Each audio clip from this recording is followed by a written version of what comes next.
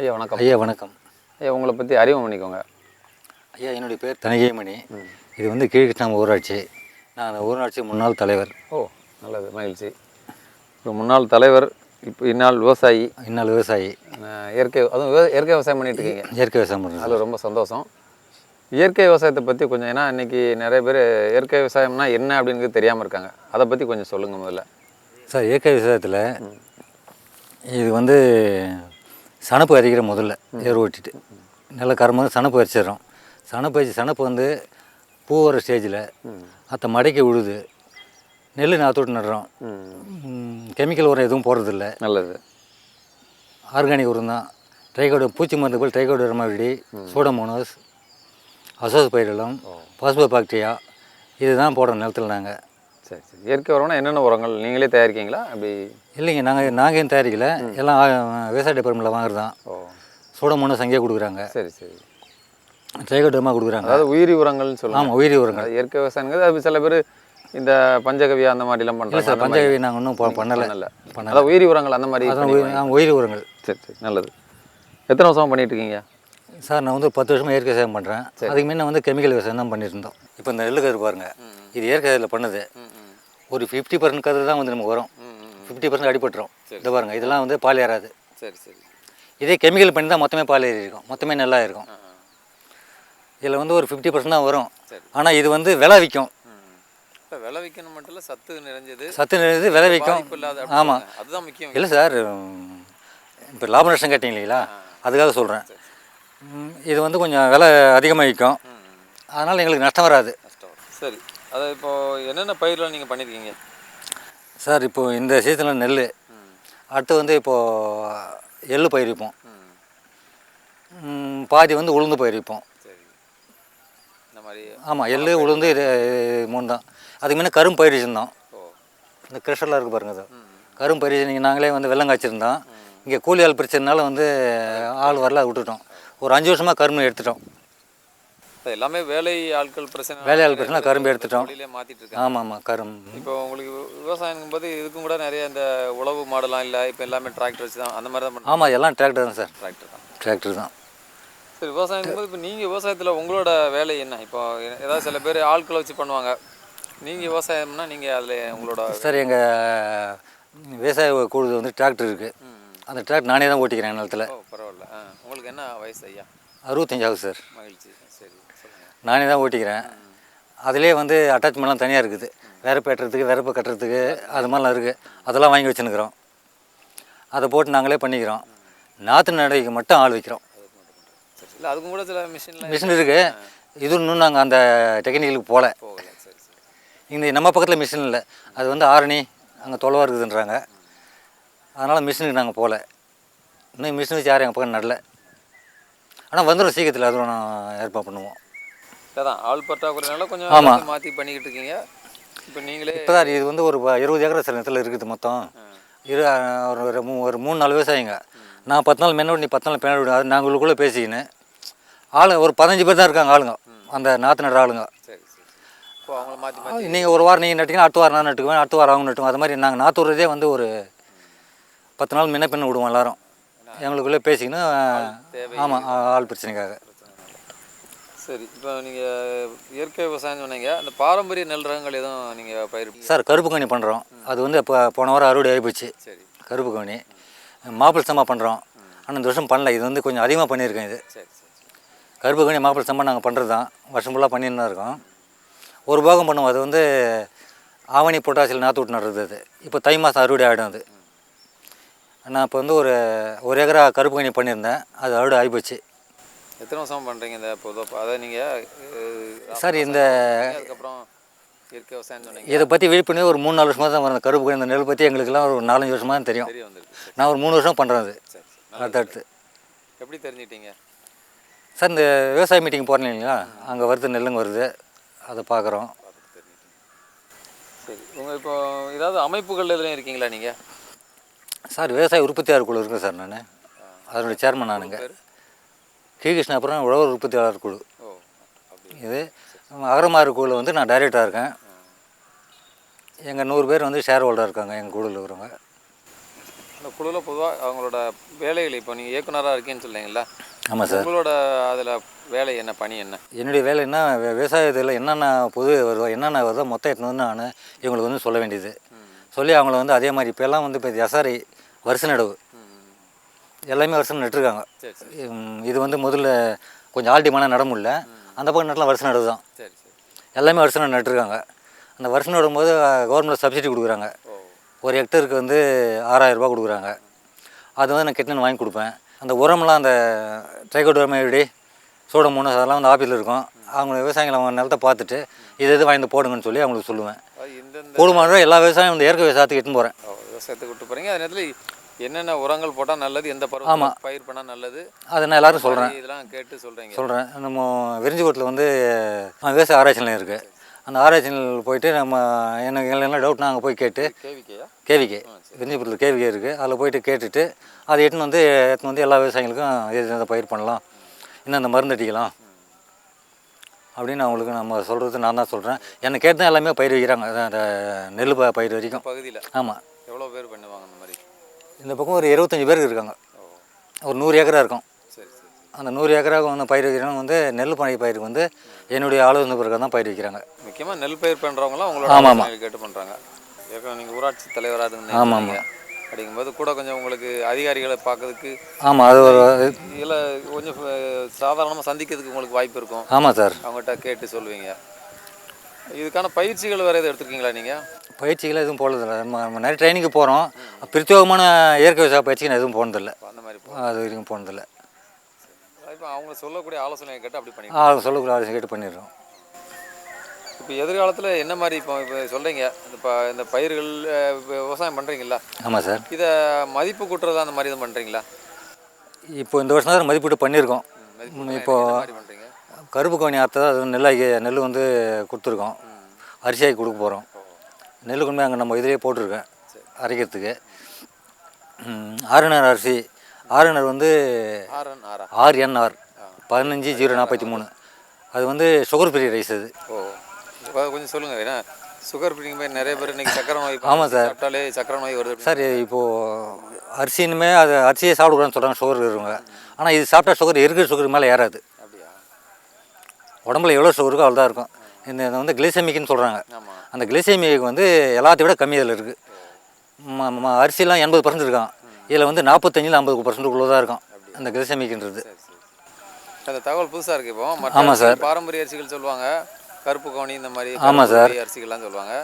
நீங்கள் இந்த மாதிரி இது பாரம்பரிய அரிசி கிடையாது. பாரம்பரியம் கிடையாது. இது வந்து இப்போ ஒரு 5-6 வருஷம் தான் அது வந்து. எந்த ஆராய்ச்சி நிலையத்தை கண்டுபிடிச்சி? இது ராயலசீமா, ஆந்திராவில் அங்கே அதிகமாக பயிரிட்டுருக்காங்க. ஆமாம். ராயலசீமா தான் கண்டுபிடிச்சி வந்தது. குறுகிய கால பயிரா அது எப்படி? 120 நாள் சார் பயிர். அது விளைச்சல் நல்லாயிருக்கும். ஏக்கராக்கு 40 மூட்டை இருக்கலாம். அது இயற்கை விவசாயத்தில் தான் பண்ணுறீங்க? இல்லை, கெமிக்கல் பண்ண தான் பண்ண முடியும். இயற்கை விவசாயம் 20 மூட்டை தான் இருக்க முடியும். நீங்கள் விளைவிக்கிற அரிசிகளை நீங்களே நேரடியாக விற்கிறீங்க அப்படி தானே? சார், இவ்வளோ நெல் தான் கொடுத்துருந்தோம். இப்போ தான் வந்து நெல் நம்ம கொள்கையாக கொடுத்துருந்தோம். இப்போ இந்த வருஷம் தான் நாங்கள் அரிசி ஆகியிருக்கோம். இந்த வருஷம் அரிசி ஆகியிருக்கோம். நீங்கள் இந்த குழுவில் இருக்கிறதுனால? ஆமாம், அரிசி ஆகியிருக்கோம். அந்த கோவில் வந்து ஒரு பொங்கல் பண்ணி நடத்துகிறாங்க. அது வந்து இந்த வருஷம் வந்து ஒரு 250 பேர் இருக்கிறாங்க. மாதம் 1000 ரூபா கட்டணும். 12 மாதத்துக்கு 12,000 ரூபா ஆகுது. 5 மூட்டை அரிசி, 1 டின் எண்ணெய், இன்னும் நிறைய ஐட்டெலாம் இருக்குது. வெல்லம், இந்த சிறுதானியங்கள். ஆமாம், அதெல்லாம் சேர்த்து கொடுக்குறாங்க. போன வருஷம் 170 பேர் கொடுத்தோம். அவங்களுக்கு அரிசி வாங்கினாங்க. 5 மூட்டை அரிசி இது மாதிரி என் விவசாயிங்க நெல் வாங்கி அதை அரிசி ஆக்கி கொடுத்தாங்க. அதில் அரிசி கொடுக்கலான்னு பண்ணேன். நான் 50 மூட்டை அரிசி, ஒரு 150 மூட்டை அரிசி எங்கள் ஊரில் நாங்கள் ரெடி பண்ணி வச்சுருந்தோம். அதுவும் அவங்க ஒரே மொத்தத்தில் வாங்கிட்டாங்க ஒரு இடத்துல. அதனால் அந்த அரிசி எடுத்து நின்று போச்சு. அங்கே காலியாகணும் இந்த அரிசி எங்கள் அரிசி எடுத்துக்குவாங்க. பிரச்சனை இல்லை. அரிசி எங்கள் கோழிலே எடுத்துக்குவாங்க. நாள் வச்சுருந்தா கூட. ஆனால் ஆமாம், கோழிலே எடுத்துக்குவாங்க. இப்போ நீங்கள் எத்தனை ஏக்கரில் பயிர் பண்ணிட்டு இருக்கீங்க சார்? இங்கே 10 ஏக்கரா சார். எங்கள் பயிர் நீங்கள் தனிப்பட்ட வகையில் பண்ணுறீங்க? அதான் 10 ஏக்கரா எனக்குங்க. 10 ஏக்கரா இருக்குது. சொந்தமாக இருக்குது.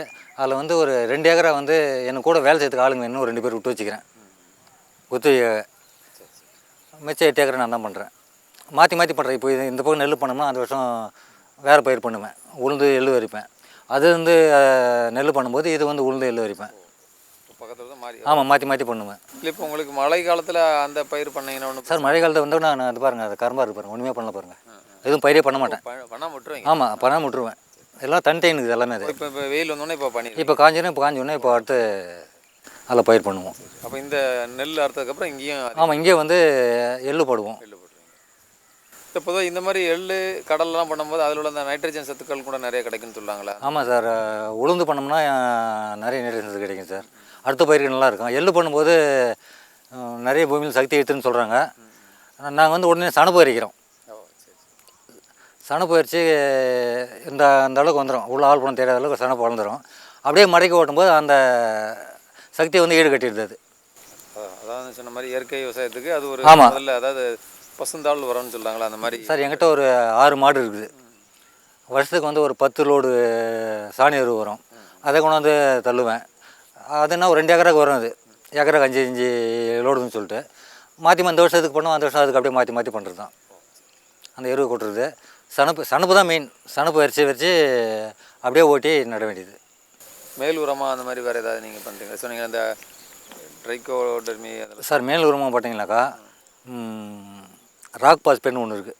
அது வந்து ஆர்கானிக் தான். அது ராக் பாஸ்பேட் வந்து அடி உரமாக போடுறோம். சரி. நானோ யூரியான்னு ஒன்று வருது, ஸ்ப்ரே பண்ணுறது. நானோ யூரியா அது வந்து ஒரு 1/4 லிட்டர்னு ஒரு பாட்டில் வருது. அது ஒரு ஏக்கருக்கு ஸ்ப்ரே பண்ணுறோம். அதான் பண்ணுறோம். வேறு கெமிக்கல்லாம் வந்து வேறு யூரியாவோ இல்லை பொட்டாஷோ டிஏப்போ எதுவும் போடுறதில்ல. பூச்சி விரட்டுறதுக்காக என்ன பண்ணுறீங்க? பூச்சி கொல்லிகள் ஏதாவது பண்ணுறீங்களா? பூச்சி விரட்டி பண்ணுறீங்களா? இல்லை சார், பூச்சி விரட்டி இந்த வரைக்கும் இந்த வருஷம் அடிக்கலை சார் எங்களுக்கு. அடிக்காமலே நல்லா அடிக்காதனால நான் பண்ணலை. பூச்சி விரட்டி பண்ணியிருந்தாக்கா அதுக்கு வந்து நான் இதில் போய் கேட்டு தான் வந்து வச்சுருக்கணும். ஆர்கானிக் மருந்து இருக்குன்றாங்க, நாங்கள் ஒன்றும் அடிக்கலை. எந்த மருந்து தெரியல. இதுக்கு வந்து எந்த மருந்துமே கிடையாது. இதில் பூச்சியும் இல்லை. பூச்சி தாக்குதல் நோய் தாக்குதல் எதுவும் இல்லை. நோய் தாக்குதலில் வந்து அந்த மஞ்சள் நோயின்னு ஒன்று வரும். அதுதான் வந்து நம்ம ட்ரைகோடர்மா சூடோமோனாஸ் போடுறோம். அது போடும்போது அந்த மஞ்சள் நோய் வராது. விவசாயத்தில் இப்போ நீங்கள் உங்கள் கூட வேறு உங்கள் குடும்பத்தில் யாரெல்லாம் இறங்கி பண்ணுறாங்க? சார் நானும் என் ஒய்ஃப் தான் சார். எங்கள் பையன் வந்து சாஃப்ட்வேர் இன்ஜினியரு. அவன் வந்து எதுக்கும் வர்றதில்லை. அவர்கிட்ட பற்றி இதை பற்றி பேசியிருக்கீங்களா? பேசியிருக்கேன். வருவான் கூட ஒர்க் ஃப்ரம் ஹோம் தான். உதவியாக வருவார்? வருவான், சும்மா பார்த்துட்டு போவான், அவ்வளோதான். அதிகமாக அவனை பற்றி இந்த விவசாயத்தை பற்றி வந்து தெரியாது அவனுக்கு. இன்றைக்கி உள்ள இளைஞர்கள் இப்போ சாஃப்ட்வேர்னு சொல்லுவீங்களா? ஆமாம் சார், ஆமாம் சார். பார்க்காரு. அப்போ அவங்க அதிகமான சம்பளம் சீக்கிரமாக சம்பாதிக்கணும் அப்படின்னு நினைக்கிறாங்க. அதுக்கு தகுந்த மாதிரி விவசாயத்தில் நிறையா வழிமுறைகள் இருக்குல்ல. இப்போ மதிப்பு கூட்டம் இப்போ நேரடியாக நீங்கள் இந்த நெல்லை விற்கும் போது பெரிய அளவு. ஆமாம் சார். மதிப்பு கூட்டி விற்கும்போது வருமானம் கிடைக்கும். வரும். அந்த மாதிரி எத்தனையோ வழிமுறைகள் இருக்குது. அதை நீங்கள் சொல்லி அவரை இழுக்கலாம்ல. ஏன்னா இன்றைக்கி எல்லாருமே படித்தவங்க கூட உள்ளே வராங்களா, அதுக்காக சொல்கிறேன். ஆமாம் சார், நம்ம அதை பற்றி பேசணும். ஒரு 10 வருஷம் போட்டோம். உன்னால் முடியலமா நாங்கள் வந்து பார்த்துக்குறோம். சரி, இப்போ ஒரு கூட்டமைப்பு மாதிரி சொன்னீங்களா? ஆமாம் சார். கூட்டமைப்பு. ஆமாம் சார். அதில் வேறு என்னெல்லாம் பண்ணுறீங்க நீங்கள்? அதே இப்போ அரிசி தவிர மற்ற சிறுதானியங்கள், ஆமாம் சார், எண்ணெய் வித்துக்கள் அந்த மாதிரிலாம் அது பண்ணுவீங்களா? சார் இப்போ வந்து எங்கள் பக்கம் வந்து எள்ளு மணிலா இது ரெண்டும் வந்து நிறைய பண்ணுவாங்க. இப்போ மணிலா வந்து நிறைய பண்ணியிருக்காங்க இரவையில்.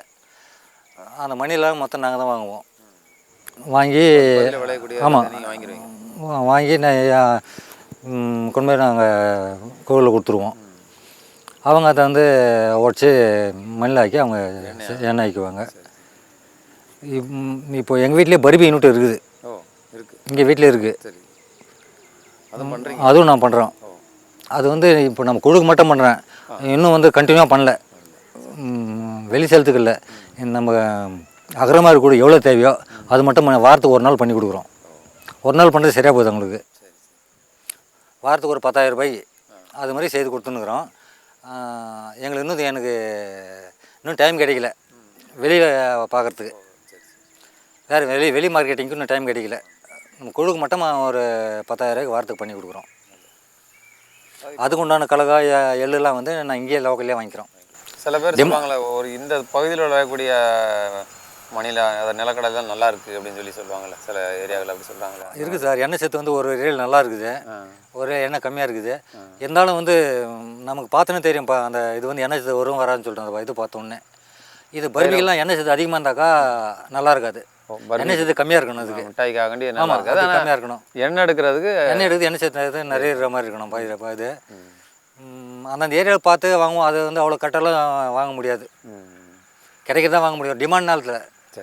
எங்கள் ஏரியாவில் எண்ணெய் சத்து அதிகமாக இருக்கும். இந்த ஏரியாவில் விளையிற இது மொத்தம் எண்ணெய் சத்து நல்லாயிருக்கும். அப்போ அது எண்ணெய்க்கு நல்லா 45-47% எண்ணெய் கிடைக்கும் எங்கள் ஏரியாவில் வாங்கினாக்கா. அப்போ இன்னும் வேறு ஆந்திராவில் வேணால் 49% வரைக்கும் எண்ணெய் கிடைக்கும். சரி. எண்ணெய் அதிகமாகிறது வந்து மண் ஒட்டிக்கும், எண்ணெய் கம்மியில் மண் ஒட்டாது. அந்த மண் க்ளீன் பண்ணுறது எக்ஸ்ட்ரா வேலை எங்களுக்கு. சரி, இந்த பகுதியில் நிறைய தென்னை மரங்கள்லாம் அதிகமாக இருக்குது. ஆமாம் சார். பார்க்கும்போது சுற்றி பார்க்கும்போது தென்னை மரம் தான் அதிகம் எங்கள் பக்கத்தில். இந்த மாதிரி நிலக்கடலை சொன்னீங்க, எள்ளு கூட இங்கே பண்ணுறாங்களா? எள்ளும் பண்ணுறாங்க. எள்ளு அப்புறம் நல்லெண்ணெய் பண்ணுறதுக்கு அதுவும். ஆமாம், எள்ளு அதிகமாக வந்து தேங்காய் கொப்பரை அதிகம் சார் எங்கள் பக்கத்தில். அதை சொல்லுங்கள். இப்போ தேங்காய் எந்த அளவுக்கு உங்களுக்கு நல்லா என்ன விலைக்கு விற்கிறாங்க சார்? இங்கெல்லாம் வந்து 85 ரூபா 90 ரூபா தான் விற்றுனுக்குறாங்க. ஆனால் அது இல்லை 85 கொப்பரை அப்படி சொல்லுங்கள். தேங்காய் கொப்பரை இல்லை, தேங்காய் கொப்பரை 85 ரூபா 90 ரூபா விற்றுனுக்குறாங்க சார் எல்லாருமே. ஆனால் அதனோட உண்மையான ரேட் பார்த்தீங்கன்னா 110 ரூபா 120 ரூபா விற்கிது. கமிட்டிக்கு போனால் அந்த ரேட்டு விற்கிது. குறைவாக தான் இது பண்ணுறாங்க. எல்லாம் விவசாயிகிட்ட வந்து அந்த வியாபாரிங்க வந்து வாங்கிடுறாங்க. நாங்களும் சொல்கிறோம், எங்கிட்டே கொண்டாந்து கொடுக்குறாங்க. நாங்கள் 110 120 வரையும் கொடுக்குறோம். நீங்கள் அப்படி கொடுக்குறீங்க? ஆமாம், நாங்கள் 120 வரையும் கொடுக்குறோம். இப்போ நீங்கள் அதாவது அப்போ வியாபாரிகள் வந்து வாங்குறதுக்கு நீங்கள் உங்கள் பகுதியிலே உள்ளவங்க உங்கள் ஒரு நம்பிக்கை எங்கள் கோயில் இருக்கிற மெம்பர் மொத்தம் எங்கிட்ட தான் கொடுக்குறாங்க. எங்கள் கோயில் இல்லாதவங்க ஒரு சிலர் வந்து அவங்க வியாபாரிங்க நேராக போய் அவங்ககிட்டே வாங்கிடுறாங்க. இப்போ நாங்கள் வாங்கும்போது நாங்கள் ஈனமில் வாங்குகிறோம். நாங்கள் பணம் கொண்டு போய் கமிட்டியில் கட்டுறோம். சரி. கமிட்டியில் அவங்களுக்கு போகிறதுக்கு 10 நாள் ஆகி போகுது. பணம் அவங்களுக்கு நாங்கள் கட்டி திரும்பி அவங்களுக்கு வர்றதுக்கு அஜெண்டா ஒன்று யாருன்னா கொடுத்துட்றாங்க. அதாவது அவங்களுக்கு பணம் கிடைக்கிறது தாமதமானால அவங்க வெளியே எடுத்து கொடுத்துறாங்க. உடனே காசு கிடைக்குன்னு அந்த ஒரு 10 ரூபா கம்மியாக போகுது. 110 ரூபாய்க்கு மேலே யாரும் வாங்குறது கிடையாது. இல்லை நீங்கள் சொன்ன மாதிரி 85, நீங்கள் 105 110 எவ்வளோ சொன்னீங்க? அப்படிதானே? நாங்கள் 120 ரூபா வாங்குறோம். 120 எவ்வளோ பெரிய விஷயம். ஒரு 35 ரூபாயா? ஆமாம் சார். அதை பார்த்துட்டு அவங்க ஒன்றே ஒன்று அழிவு போயிருந்துச்சுன்னா மொத்தம் அழிவு போயிடுது. இது இப்படி ஏதோ ஒரு சொத்தை சொல்லி ரொம்ப விலை குறைச்சி வாங்குறாங்க. நாங்கள் வந்து 120 ரூபா வாங்குகிறோம். அது மாதிரி இருந்தால் நாங்கள் எடுத்து போட்டுறோம். அதை அவங்ககிட்டே எடுத்து கொடுத்துட்றோம். எடுத்து போயிடுங்க. தரமாக தான் வாங்குவோம். இது போக அதை எண்ணெய் இப்போ தேங்காயில் மதிப்பு வேறு மாதிரி மதிப்பு கூட்டுறது என்ன பண்ணுறீங்க? ஏதாவது யோசனைகள் இருக்கா? இல்லை சார், இப்போ எதுவும் இல்லை. இது இப்போ தான் வந்து நாங்கள் வந்து போன மாதம் வந்து காசர்கோடு போயிருந்தோம். நம்ம விவசாய குழு அகரமாரி குழு ஃபுல்லாக நீராயிரத்துக்கு போயிருந்தோம். இது நீராக போனோம். அங்கே போய் ட்ரைனிங் எடுத்துகிட்டு அடுத்த முறை போய் ட்ரைனிங் எடுத்துகிட்டு அதுக்கு உண்டான இப்போ கலெக்டர் தான் பர்மிஷன் கொடுக்கணும். அதுக்கு அது கலெக்டர் பர்மிஷன் வாங்கி இந்த வருஷம் ஆரம்பிப்போம். அந்த சித்திரை மாதத்துக்குலாம் ஆரம்பிக்கலாம் யோசனை பண்ணுறோம். அந்த தெர்மாக்கோல் பாக்ஸில் அதுக்குன்னு தனியாக வருது பொட்டி. அதில் ஐஸ் ஃபுல்லாக ரொப்பி அது உள்ளே வந்து அந்த மண்பானை வச்சு அதில் போடும்போது அது கூலிங்லேயே இருக்கும். அது புளிச்சா கல், அது புளிக்கலன்னும் போது நீரா ஃப்ரீஸ்லேயே இருக்கணும். அது கடைசி வரைக்கும் அது அதுலேயும் நல்ல வருமானம் கிடைக்குன்னு சொல்லுங்கள். ஆமாம், அது நிறைய நல்ல வருமானம் இருக்கும். 100 மில்லி 10 ரூபா. ஒரு மரத்துக்கு வந்து ஒரு நாளைக்கு வந்து ஒரு 1.5 லிட்டர் 2 லிட்டர் கிடைக்கும். ஒரு நாளைக்கு 150 ரூபா ஒரு மரத்துலன்னா கூட மாதத்துக்கு வந்து 4500 ரூபாய் போச்சு. வருஷத்துக்கு 48 50,000 ஒரு மரத்தில் ஒரு விவசாயிக்கு வருமானம். இன்னும் செலவு இருக்குது. மரம் ஏறவங்களுக்கு செலவெல்லாம் இருக்குது.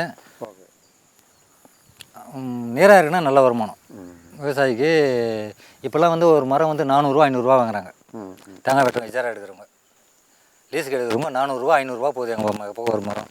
ஆனால் நீராக இருக்கும்போது ஒரு 2000 ரூபா 3000 ரூபா கொடுக்கலாம் ஒரு மரத்துக்கு. இப்போ பொதுவாக நீங்கள் நீரா பானத்து மூலமாக நிறைய வருமானம் கிடைக்குன்னு சொல்கிறீங்க. அது எதிர்காலத்தில் அதை பற்றி நீங்கள் ஏற்கனவே போய் பயிற்சிலாம் எடுத்துகிட்டு வந்துருக்குன்னு சொல்கிறீங்களா?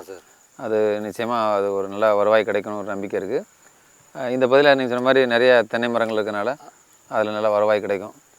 இது தவிர வேறு என்ன பணப்பயிர்கள்? இப்போ நீங்கள் சொன்ன மாதிரி வாழையெல்லாம் கூட இருக்குது. சார் வாழையெல்லாம் எங்கள் பக்கம் கம்மி தான் சார். கம்மி தான், அந்தளவுக்கு இல்லை. ஒரு நேரத்தில் வந்து மொத்தமே கரும்பு தான் பயிர்ந்தேன் சார். எல்லாமே கரும்பு தான் இருக்கும். எதனால் விட்டீங்க அதை? கூலியால் பிரச்சனை விட்டோம். ஆமாம் சொன்னீங்க. Ambur sugar mill. சரி. சுகர் மில்லு போயிருந்தோம். ஆம்பூர் சுகர் மில் மூடிட்டாங்க. இப்போ தொலைவா எடுத்து போகிறாங்க. தொலைவா எடுத்து போது எங்களுக்கு வண்டி வசதி சரியில்லை, வாய்ப்பு இல்லாதனால யாருன்னா அங்கே வந்து கரும்பு எடுத்துட்டோம். பொதுவாக அங்கே நீர் வளம்லாம் எப்படி இருக்குங்க? நீர் வளம்லாம் ஒன்றும் பிரச்சனை இல்லை சார். பிரச்சனை இல்லை. இது ஒரு ஏரி இருக்குது. அந்த இது பக்கத்தில் ஒரு ஏரி இருக்குது, மலை பக்கத்தில். அதான் பெரிய ஏரி. சரி. அது அதனால தான் திப்பசமுத்திரம் பேர் அந்த ஊருக்கு. என்ன திப்பசமுத்திரம் பெரிய ஏரி. அது 350 ஏக்கர் அந்த ஏரி. சரி. அதனால் நீர் தண்ணிக்கு பிரச்சனை இல்லை. அது ரொம்பிடுச்சு. எங்கள் ஏரி ரொம்பல அது ரொம்பிடுச்சு. அதனால் வந்து தண்ணிக்கு பிரச்சனையே கிடையாதுங்க. இந்த வருஷம் ஃபுல்லாக தண்ணிக்கு பிரச்சனை இருக்காது. சரி. அப்போ இப்போ என்னென்ன இந்த நீங்கள் சொன்னீங்க நெல் சொன்னீங்க, ஒரு காலத்தில் கரும்பு சொன்னீங்க. ஆமாம் சார். இப்போ அங்கங்கே தென்னை மரங்கள் இருக்குது. இது தவிர வேறு என்ன பயிர் பண்ணலாம்? நிலக்கடலை எள்ளு சொன்னீங்க. இது தவிர வேறு என்ன பண்ணலாம் அங்கே பொதுவாக? கீரை மற்ற காய்கறிலாம் யாரும் பண்ணல சார். பண்ணலை. ஏன் எதனால் பண்ணல? அது தினசரி வருமானம் கிடைக்கிற வருமானம் சார். அது நிலம் கொஞ்சம் வச்சுக்கிறவங்க எடுத்துன்னு போயிட்டு இது சைக்கிள் கொண்டு வித்துடுறாங்க. ஆனால் இந்த ஏரியாவில் இருக்கலாம் ஒரு 5 ஏக்கரா 10 ஏக்கரா வச்சுருக்காங்க. எல்லாமே பெரிய அளவில் இருக்கனால பெரிய அளவில் அவங்களாம் வந்து ஒரே மாதிரி அறுவடை முடிஞ்சிடணும் எது பண்ணாலும். அந்த மாதிரி நிலத்தில் இறங்கி கூட மாட வேலை செய்யறதுக்கு ஆள் இல்லை அவங்களுக்கு. நீங்கள் சொன்ன மாதிரி ஆள் பற்றாக்குறைனால அதை பற்றி யோசிக்கலை. சரி, இந்த பகுதியில் இப்போ எதிர்காலத்தில் என்ன திட்டம்? இப்போ நீங்கள் சொன்னீங்க நீராபானம் சொன்னீங்க. ஆமாம் சார். இந்த இளைஞர்களுக்கான ஒரு இதை பற்றி சொல்லுங்கள். அது அவங்களுக்கு ஒரு விவசாயத்துக்குள்ளே அவங்கள இழுக்கிறதுக்கு ஏதாவது வழிமுறைகள்? சார், விவசாயத்துக்குள்ளே அவங்க இருக்கணுன்னாக்கா, விவசாயத்தில் வந்து நல்ல வருமானம் வந்தால் கரெக்டாக அவங்களே வந்துடுவாங்க. ஆனால் இப்போ தற்சமயம் வருமானம் கம்மியாக தான் இருக்குது. வருமானம் வரத்துக்கு உண்டான வழி என்னன்னு பார்க்கணும். அது அரசாங்கம் தான் அதுக்கு உண்டான வழி பண்ணணும். இல்லை, நீங்கள் தான் சொன்னீங்க விவசாயத்தில் நல்ல வருமானம் இருக்குன்னு சொல்லி சார், சொன்னீங்க. நல்ல வருமானம் இருக்குன்னா ஆர்கானிக் பண்ணால் இருக்குது சார். நல்ல வருமானம் இல்லை. ஓ, நல்ல வருமானம் இல்லை, நஷ்டமில்லாத வருமானம். அப்படி சொல்றீங்க. சரி சரி. ஆனால் இளைஞர்களுங்கும்போது அவங்க கூடுதலாக எதிர்பார்க்கறது அந்த மாதிரி போது அவங்களுக்கு திருப்தியான வருமானம் கிடைச்சா கட்டாயம் வந்துடுவாங்க. சரி. திருப்தியான வருமானம் தற்சமயம் இல்லை. இதுக்கு மேல் கொண்டு கவர்மெண்ட் எதனா முயற்சி பண்ணி எதனா கொடுத்தாங்கனாக்கா. இல்லை, கவர்மெண்ட்டை நீங்கள் இதை பற்றி பேசியிருக்கீங்களா? இல்லைன்னா அது ஏதாவது ஆராய்ச்சி, வேளாண் ஆராய்ச்சி அவங்கள்ட்ட சில பேர் ஆலோசனைலாம் சொல்கிறாங்களா? ஆலோசனை சொல்கிறாங்க சார். ஆலோசனை சொன்னால் கூட வந்து அந்த ஆலோசனை பிரகாரம் அவங்களும் நடந்துக்கல, எங்களால் நடந்து முடியறதில்லை. ஓ, அவங்க புதுசாக ரகம் வந்து இது வந்து கூப்பிடுறாங்க, நம்ம போகிறப்ப இல்லைன்னுறாங்க. ஓ, அதாவது சொல்கிறாங்க, அதுக்கப்புறம் அது கிடைக்கிறது தொடர்ந்து கிடைக்கிறது தொடர்ந்து எங்களுக்கு கிடைக்கிறது இல்லை. ஓ, அந்த மாதிரி ஒரு நடைமுறை சிக்கல். ஆமாம், நடைமுறை சிக்கல்லாம் இருக்குது. தொடர்ந்து கிடைச்சா எல்லாம் பண்ணலாம் சொல்லி எல்லாம் பண்ணலாம். சில பேர் இந்த மாடு, ஆடு, கோழி அந்த மாதிரி கொஞ்சம் வேற மாற்றி எல்லாருமே வச்சுக்கிறாங்க சார் மாடு. இப்போ இந்த விவசாயம் இப்போ மொத்த பேருமே 2 மாடு 3 வச்சுருக்கிறாங்க. அது வந்து அவங்க வீட்டு பொம்பளைங்களுக்கு கை செலவுக்குது. அவ்வளோதான் தவிர பெருசு அளவில் வருமானம். சார் 30 ரூபா லிட்டர் பால் கொடுக்குறாங்க. கறந்த பால் அவங்களே கறந்து 30 ரூபா எடுத்து போகிறாங்க. அதுலேயும் வந்து 250 ரூபா கறவுகள் எடுத்துடுறாங்க. 25-26 ரூபா லிட்டர் தான் வருது. ஒரு தண்ணி விற்கிது 20 ரூபா லிட்டர் இன்றைக்கி. நாங்கள் 25 ரூபா 26 ரூபா லிட்டர் கொடுக்குறோம் பால். சரி சரி. குறைவாக தான் கொடுக்குறேன். குறைவாக தான் கொடுக்குறோம். அது வந்து அவங்க அந்த லேடிஸ்லேயே பார்த்துக்கிறாங்க அந்த மாடுங்களை. அதில் வர வருமானத்தை அவங்களே எடுத்துக்கிறாங்க. அதுக்கு கொண்டாந்து வாங்கி போட்டு இப்போ புண்ணாக்கு தவிடு அதெல்லாம் வாங்கி போட்டு அவங்களே பார்த்துக்கிறாங்க அதை. அதனால் பெருசாக ஒன்றும் வருமானம் இல்லை எங்களுக்கு. நல்லதுயா. இப்போ நீங்கள் சொன்ன தகவல்கள்லாம் ரொம்ப பயனுள்ள வகையில் இருந்துச்சு. நீங்கள் ஒரு முன்னாள் ஊராட்சி தலைவருங்க முறையில் ஓரளவு கொஞ்சம் அனுபவங்கள் இருக்குது. இருந்தாலும் நீங்கள் மற்ற இளைஞர்களையும் கொஞ்சம் முன்னுக்கு அவங்க உள்ளே இழுத்துட்டு வர்றதுக்கு சில இன்னும் நிறைய அதாவது அரசாங்கம் உதவி செய்யணும்னு சொல்லி சொன்னீங்க. இருந்தாலும் நீங்களாக சில வழிமுறைகளை தேர்ந்தெடுத்துட்டு இதை செஞ்சால் நல்லாயிருக்கும் அப்படின்ட்டு நீங்களும் கொஞ்சம் முன் வந்து உங்கள் கூட்டமைப்பு சொன்னீங்களா? ஆமாம் சார். அவங்க எல்லோரும் ஒன்றா சேர்ந்து அவங்களோட ஆலோசனைகளையும் பெற்று நீங்கள் சிறப்பாக செயல்பட வாழ்த்துக்கள். நன்றி சார். நன்றி சார்.